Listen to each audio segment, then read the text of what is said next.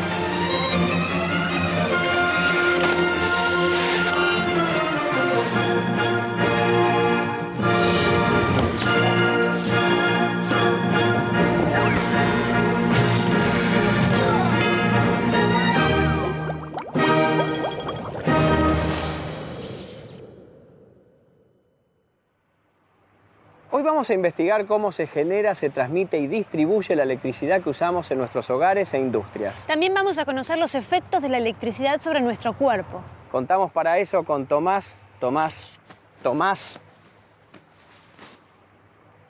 nuestro ayudante de campo. ¿Qué tal, Tomás? Muy bien. Teniendo en cuenta el tema de hoy, me viene con todas las pilas. ¿Podríamos vivir sin energía eléctrica? Después de todo, de los 4.500 años de historia escrita, hace apenas 100 que la usamos en nuestras vidas. Civilizaciones enteras, grandes imperios se crearon, crecieron y cayeron sin saber lo que es la electricidad. Si Julio César, Atila, Colón, Galileo, Napoleón y San Martín vivieron sin prender una bombita, ¿no podríamos vivir nosotros sin energía eléctrica? ¿Qué pasaría si se corta el suministro? Hay que ver hasta qué punto...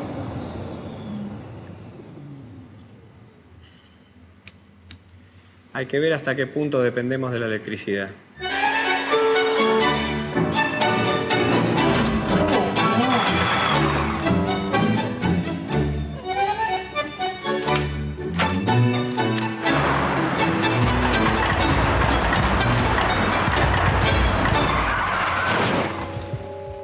Y estos son solo algunos de los inconvenientes que demuestran hasta qué punto dependemos de la energía eléctrica.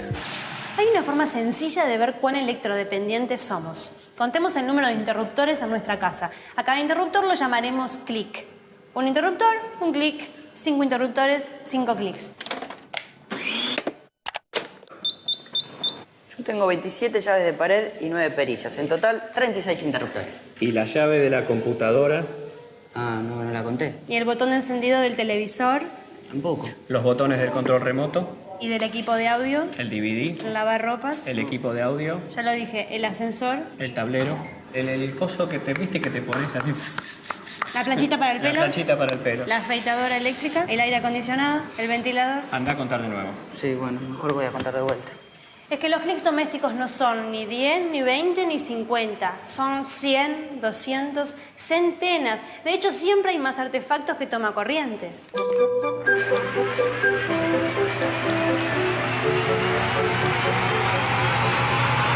Esos triples, esas zapatillas, son cómplices de tus prácticas eléctricas poco ortodoxas y 100% inseguras. No, pero esto es provisorio, yo después lo pongo bien. ¿Después cuándo? No, porque esto es siempre así. Empieza siendo una conexión provisoria y termina siendo una instalación definitiva, Tomás. Una pésima costumbre que puede terminar en incendio. Más tomacorrientes, menos zapatillas. No, vos no. La palabra electricidad proviene del griego electron, que quiere decir ámbar. Es que los griegos ya realizaban experimentos eléctricos con ámbar, piedras y pelusa hace 2500 años. Un poco antes de que en Argentina se inventara la virome o se conociera el buscapolos. La revolución industrial viene de la mano de la máquina de vapor. Cada fábrica tenía la suya y con ella hacía girar un enorme tronco que cruzaba toda la planta y se acoplaba mediante correas a los tornos o telares. Para iluminarse utilizaban velas y faroles. Recién en el siglo XX comienza la distribución pública de electricidad. Se usaba principalmente para iluminación. Es por eso que aún hoy seguimos diciendo que llegó la cuenta de la luz. Sí, debe ser por eso.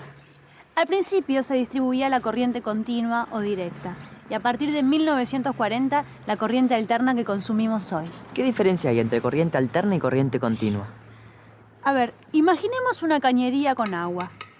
Una bomba rotativa tiene una acción similar a la de la corriente de una pila, que es directa, o sea que impulsa el agua siempre en el mismo sentido. Así, una pila es comparable con una bomba. También podemos comparar un cable con un caño, y una lámpara que consume energía y ofrece resistencia al paso de la corriente con esta serpentina por la que el agua circula con dificultad.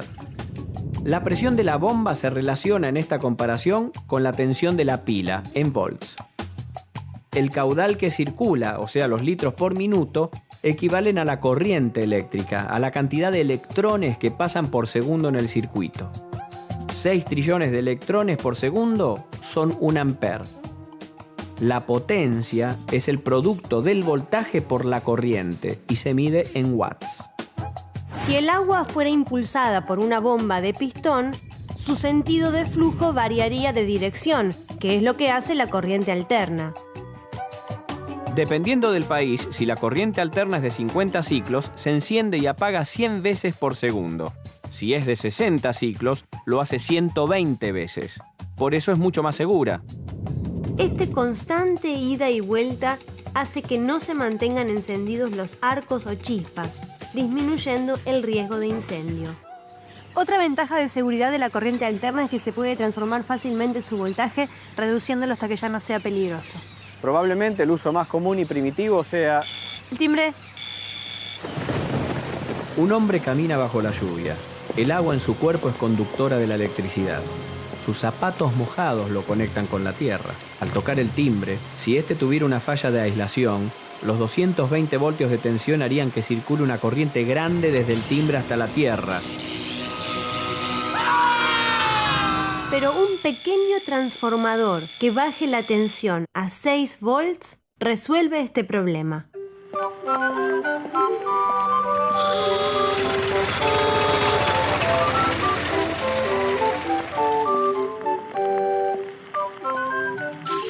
Por eso, en los tiempos de la corriente continua, que no era fácil de transformar, los timbres funcionaban con pilas, que cada tanto se secaban y había que cambiar. ¿Cómo se produce la electricidad? Cuando un conductor eléctrico, como puede ser un alambre o un hilo de cobre, se mueve frente a un imán, se genera una tensión eléctrica o voltaje entre los extremos del conductor. Si conectamos varios conductores en serie, lo que comúnmente llamamos bobina, las tensiones generadas se suman. Al cerrarse el circuito con una carga, por ejemplo una lámpara, se produce una corriente eléctrica. Como en esta linterna de mano que hace girar una rueda de imanes en torno a una bobina para alimentar la lamparita. O sea que transforma energía mecánica en energía eléctrica, almacenando la energía en pilas recargables para usarla en otro momento. Pero a gran escala no hay forma de almacenaje, entonces debemos generar la electricidad en el momento del consumo. Vamos a ver cómo. Primero tenemos que generar un campo magnético. ¿Cómo lo hacemos? Muy bien, tenemos un clavo. Dame un clavo, Idem.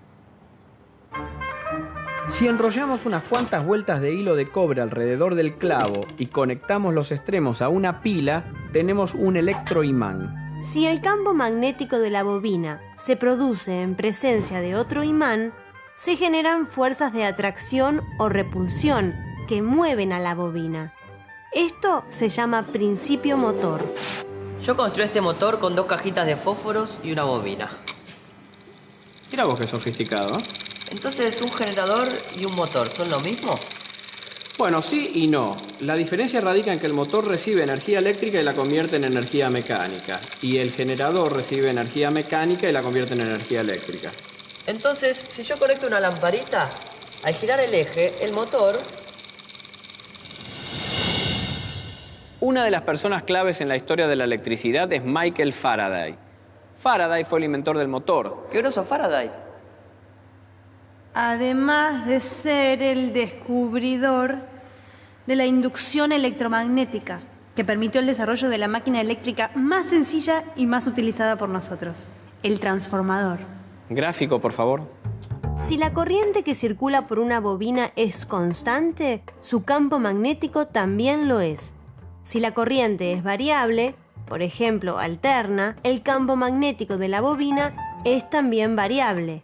Cuando un campo magnético varía, aparece voltaje en los conductores y bobinas que estén cerca. Si enrollamos dos bobinas aisladas alrededor de un trozo de hierro que canalice el flujo magnético, al alimentar la primera con tensión alterna, el flujo magnético variable generado por esta va a inducir un voltaje en la segunda.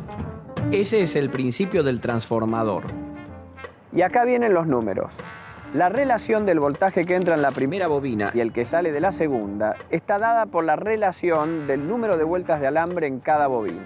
El número de vueltas de la primera bobina sobre el número de vueltas de la segunda bobina es igual al voltaje que entra sobre el voltaje que sale. O sea que si la bobina primaria tiene 2000 vueltas y la secundaria 1000 vueltas, ¿el voltaje de salida va a ser la mitad que el de entrada? Exacto. Sería el caso de un transformador que se alimenta con 220 volts y entrega 110 volts. Y con la corriente se da la relación inversa. Si el voltaje se transforma a la mitad, la corriente se transforma al doble. O sea que si la bobina primaria recibe 1 ampere, la secundaria entrega 2 amperes. Exacto. ¿Y te acordás de la potencia? La potencia. ¿Qué potencia? La potencia, que es el voltaje por la corriente, es la misma de los dos lados.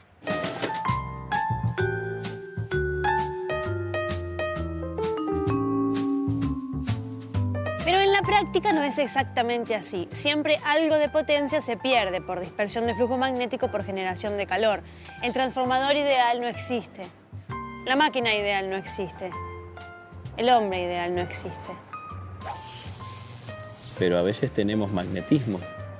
Tú me dio cara de bobina a mí.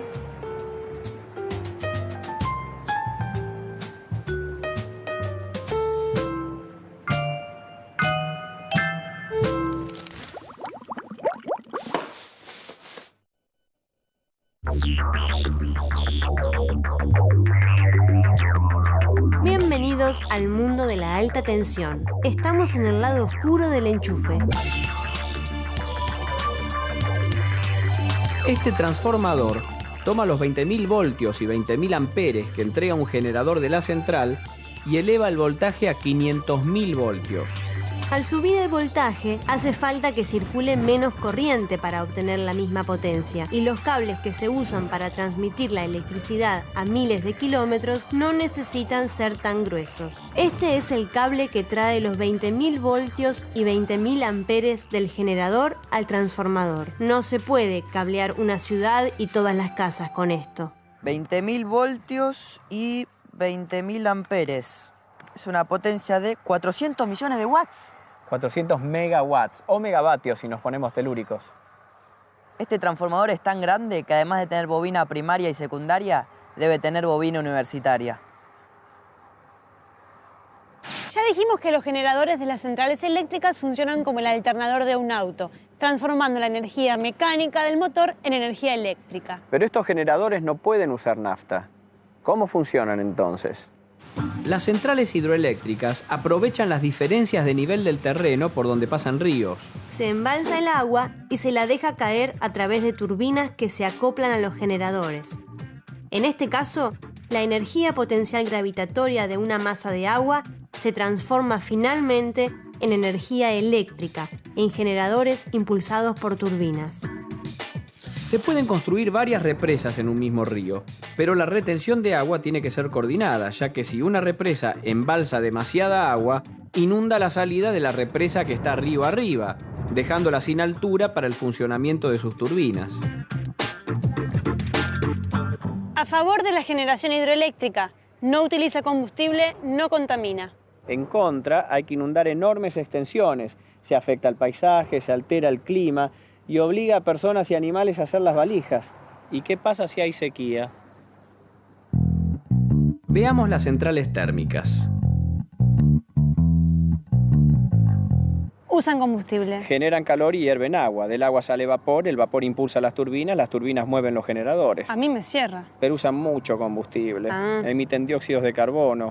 ¿Probamos otra? Dele. Centrales geotérmicas. Las centrales geotérmicas son similares a las térmicas, pero usan el vapor que surge del interior de la Tierra para impulsar sus turbinas. Estas centrales no necesitan quemar combustible. Listo, me llevo una docena. Es que ese es el problema, hay pocas, muy pocas. Al final usted por cada solución tiene 2 problemas. Queda una, ¿Cuál? la central nuclear. La energía nuclear es la forma de generación eléctrica más barata y limpia. No genera gases y sus insumos abundan. En Argentina, el 12% de la energía eléctrica proviene de centrales nucleares como la de Atucha. Tienen algunos problemas.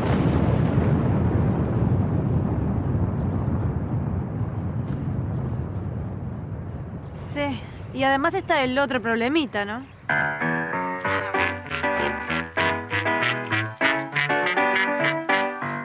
En realidad, los accidentes de las centrales nucleares no pueden ocasionar ni un estallido ni una mala película. Son cosas más sutiles pero igualmente catastróficas. Cáncer, esterilidad, quemaduras.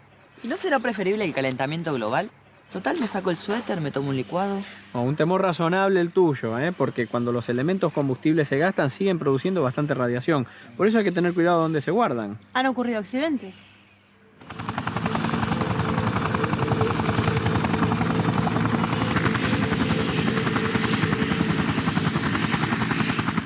¿No sería mejor buscar alternativas? No me digas, Tomás. Muy buena idea, ¿eh? ¿Y a usted qué se le ocurre, licenciado? Y por ejemplo, una central tidal o mareomotriz.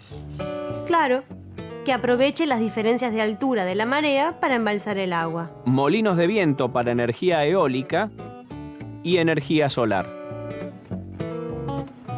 Tenés razón, Tomás. Vamos a sugerir tu idea. Seguro que no se le ocurrió a nadie.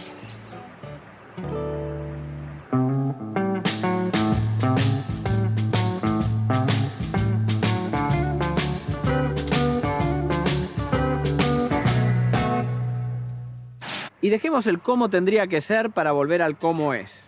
¿Cómo llegan esos miles de megavatios generados en todo el país a su casa? Ya dijimos que para la transmisión, la tensión se eleva a 500.000 voltios, lo que reduce la corriente y permite usar cables de menor diámetro. Para transmitir la misma potencia a baja tensión, harían falta cables de varios metros de diámetro. Para hacerlo a 220 volts, no alcanza todo el cobre del mundo. El Sistema Argentino de Interconexión, conocido como SADI, es la red de líneas de alta tensión que administra los recursos de generación eléctrica que están disponibles en cada momento. Vendría a ser como tener alargadores y zapatillas de alta tensión interconectados por toda la Argentina. Incluso está conectado con países vecinos, a los que se les compra y se les vende energía. En Internet se encuentran publicados los datos sobre generación, transmisión y consumo diario. Lo más común es que la generación térmica, la nuclear y una porción de la hídrica llamada de base sean más o menos constantes a lo largo del día. La porción restante de la energía hídrica, llamada de punta, varía de acuerdo con los picos de demanda. Los 500.000 voltios llegan a la ciudad. Si eso fuera directamente a su casa, al enchufar usted la aspiradora, las consecuencias serían previsibles.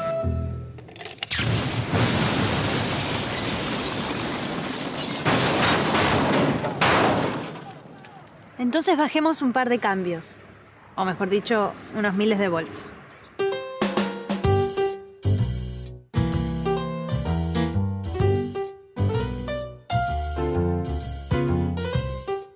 Estos transformadores reducen los 500.000 voltios originales a valores de media tensión, que oscilan entre 33.000 y 6.600 voltios. Luego, en cada manzana o edificio, si el consumo lo justifica, una subestación transformadora lo vuelve a reducir a los 220 volts de consumo o baja tensión. En la ciudad, estos transformadores son subterráneos.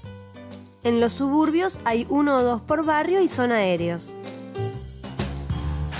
Claro, usted en su casa normal, familia normal, uso normal, todo normal, recibe tensión normal o monofásica, un cable neutro y un cable vivo con 220 voltios. Pero si usted es una normal...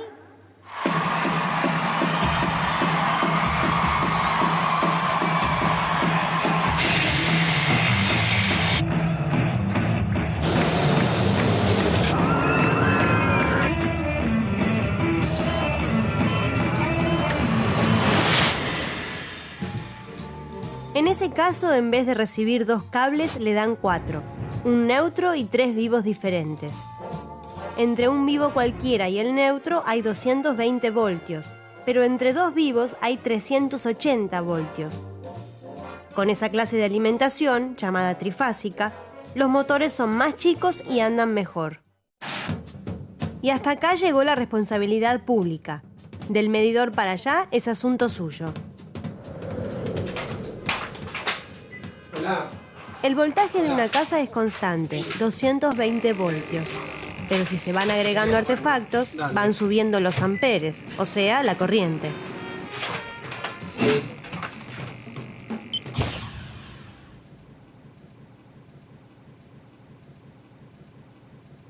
Los fusibles tienen un filamento que se calienta y se funde cuando la corriente que lo atraviesa es excesiva, como ocurre durante un cortocircuito o una sobrecarga. Esto evita que se sobrecalienten los cables y se derrita el aislamiento, con alto costo de reparación o riesgo de incendio. Las llaves térmicas tienen la ventaja de que no hace falta reemplazar filamentos. Se disparan cuando una sobrecarga de corriente produce el calentamiento de 2 chapas de diferente dilatación y se rearman fácilmente. Y las llaves magnéticas se disparan instantáneamente cuando la corriente sube de golpe a varias veces el valor normal, como ocurre durante un cortocircuito. Por eso, lo más efectivo es la combinación de ambos sistemas en llaves termomagnéticas.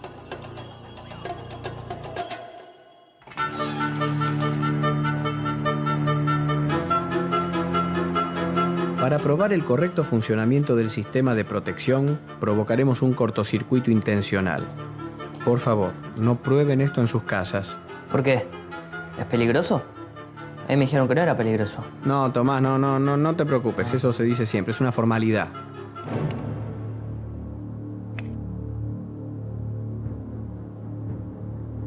Cuando Tomás junte los cables, se producirá el cortocircuito y una corriente de miles de amperes va a recorrer la línea. Veamos qué ocurre.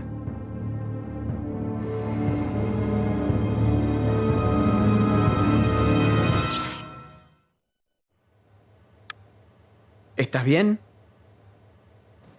La protección funcionó perfectamente. No solo las instalaciones se protegen con estos sistemas, también algo más importante, mucho más importante. ¿Yo? No, bueno, usted también, quiero decir, ojo, no. No, bueno, los seres humanos en la vida, quiero decir. No, los pajaritos, las florcitas, el teru. Nuestro sistema nervioso funciona transmitiendo impulsos eléctricos en el orden de los milivoltios, milésimas de voltios.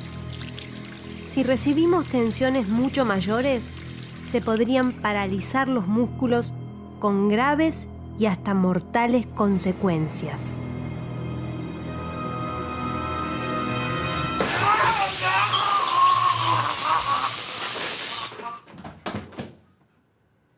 No.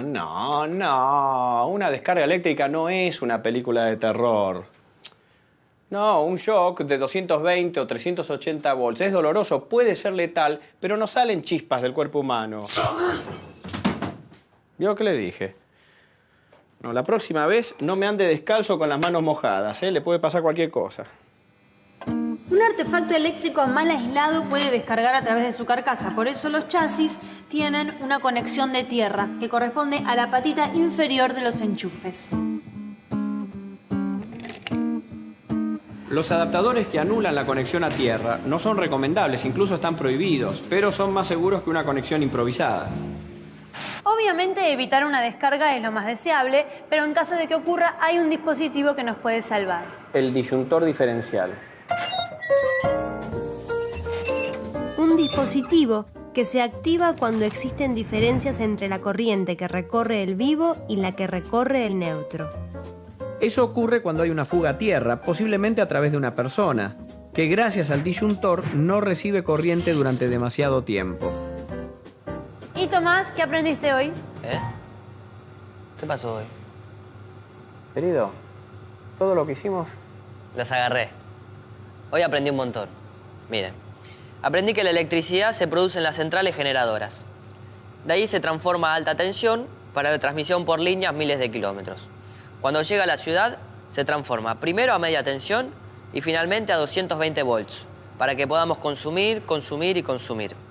En apenas un siglo nos hemos vuelto electrodependientes, pero es una dependencia que aumenta nuestra... ¿Qué pasó?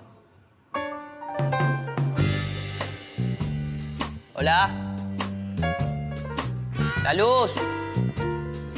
¿Licenciado? Esto no está bien. ¿Hola?